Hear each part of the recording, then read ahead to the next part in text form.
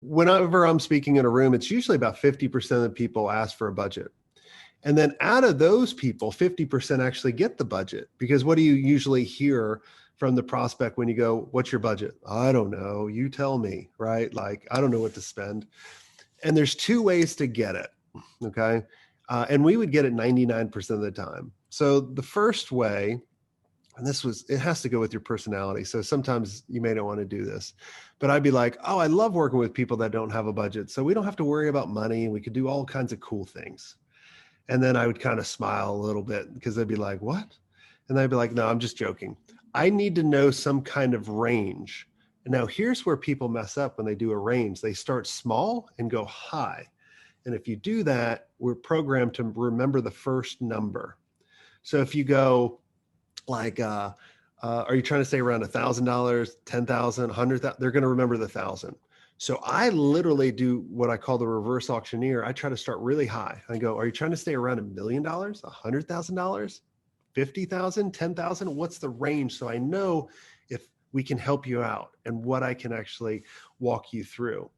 And then they'll be like, oh, wow, that was really expensive. Or, I was thinking like 50,000. I'm like, okay, cool. We can work with that. And then I would actually start positioning a paid strategy engagement from that. So let me kind of break it down psychologically. Okay. So who's the type of clients that you actually service? My perfect ideal client is probably a $50 to $90 million a year company, B2B or manufacturing, with somebody on staff that knows how to do marketing, but not enough bandwidth to actually do it well. And do you want to position yourself as a commodity or a trusted advisor? Trusted advisor. Okay. That's why I didn't have a pricing page before. When I look at this, here's what I choose. Like, let's say I chatted with you, and I'm a manufacturer, and I'm like, hey, Rob, I want to work with you. What do you recommend? Well, here's my pricing page. So immediately what that told me is you didn't listen to me. You're not a trusted advisor. You don't know what I need. Right. Even if you go, well, I think you need the accelerated. This literally makes me look like a product. They have two decisions here to make. One, are they going to use you? And which option are they going to pick? Why did you choose to do the white label? Is it just because what I find is people that choose the white label route is because they didn't really figure out the marketing to the consumer, or do you just love working with agencies? I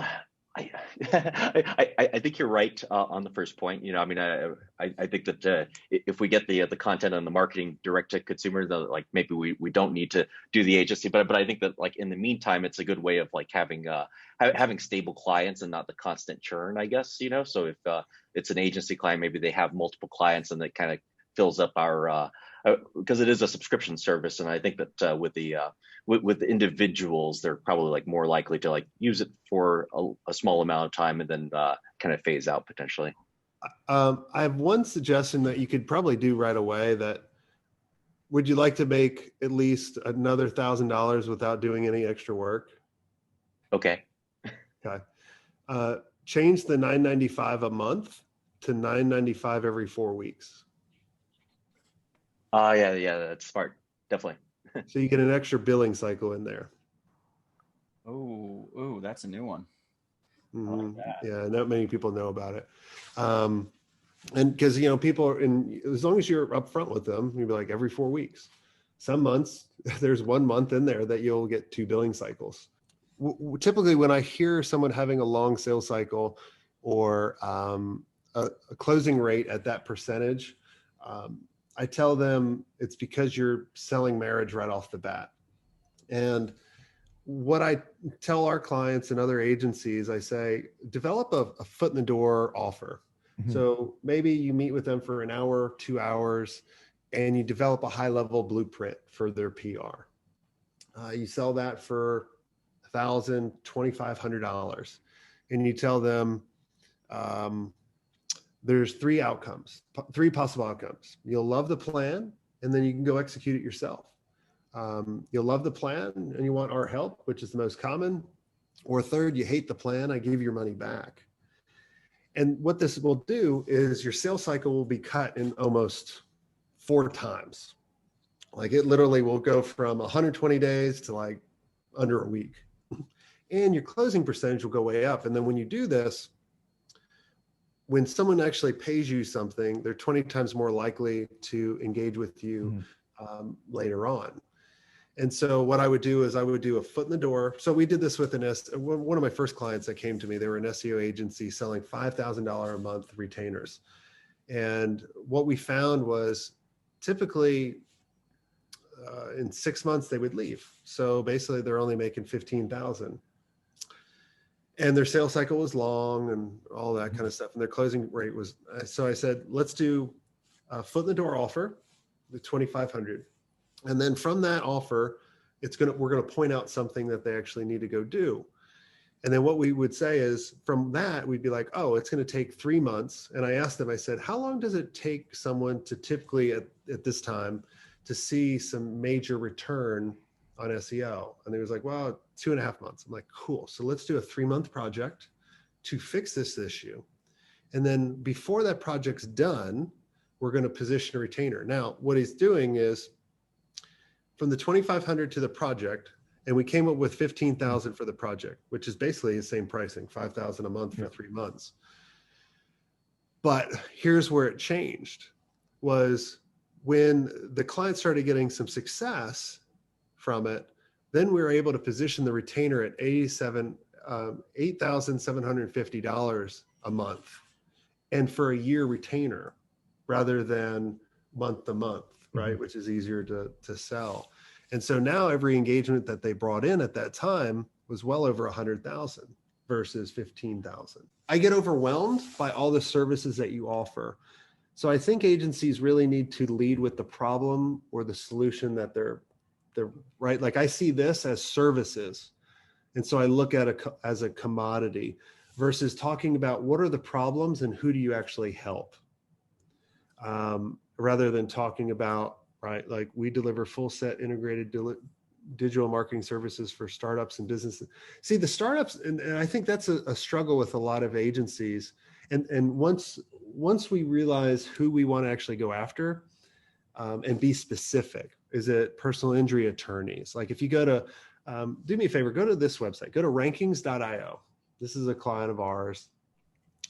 And it's very specific at what they do and they crush it, right? The SEO agency of choice, I always hate the pop-up, even though it does work, of choice for elite personal injury law attorneys, right? And then it has a call to action.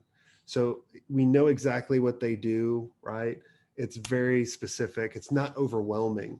When I looked at that one website from the outside, I got overwhelmed. And this has nothing, right? This is just, and this is how, and I can say this because that's what I used to do, right? Like I used to just try to tell everybody, here's all the services that we can do. And it was a mistake versus keeping it very basic and start off with a question. Even go to my homepage for a second. Which one we got? Jason, you just click on the logo. There you go. And it should ask a question. Would you like to grow your digital agency faster without working all the time? You know, discover the exact, click here, right? So it's like I'm asking a specific question. Yeah, no, I like right?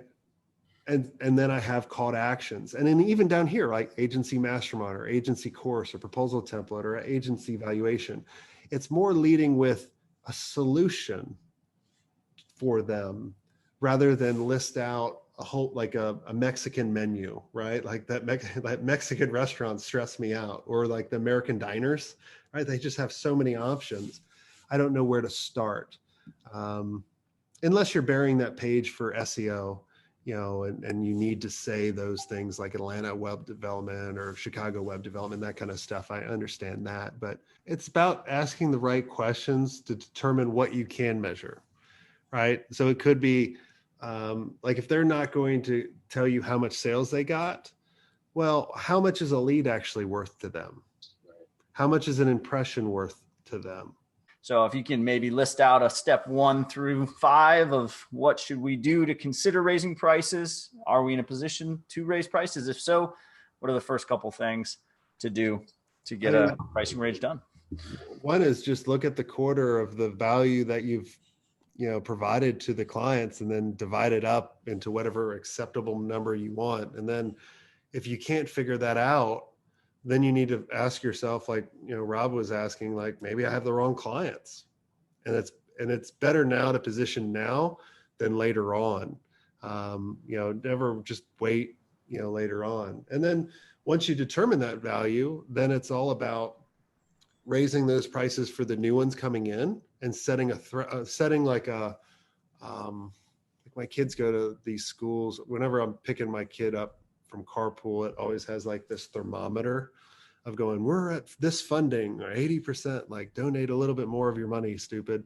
Right. And so you set like a thermometer or a gauge of going, when I make it to 5 clients at this new rate, that's going to be the telltale sign to go to the existing clients and raise the pricing with them.